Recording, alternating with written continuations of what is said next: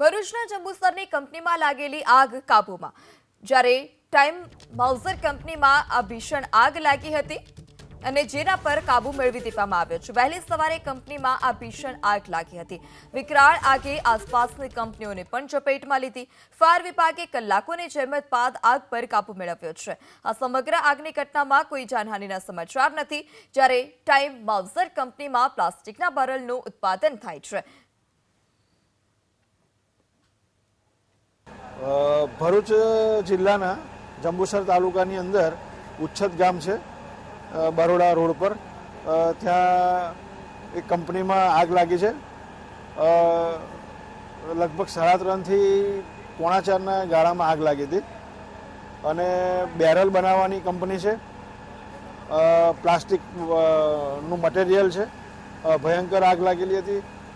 તાત્કાલિક પગલાં લેતા અહીંયા ઘણી બધી નજીકની કંપનીના ફાયર ફાઇટરોને આપણે મદદમાં લીધેલા છે અને સવારે જે આગ લાગી હતી અને અત્યારે ઘણો બધો કાબૂમાં છે। આ કાબૂમાં છે। હાલ પણ આગ ઓલવવાની કામગીરી ચાલી રહી છે। પોલીસની ટીમ હાજર છે, રેવન્યુની ટીમ અહીંયા ઘડી હાજર છે અને મેડિકલની ટીમને પણ બોલાવી લીધી છે તાલુકાની, કે જેથી કરીને કોઈને નુકસાન ન થાય અને નુકસાન થાય તો તરત આપણે એને સારવાર આપી શકીએ।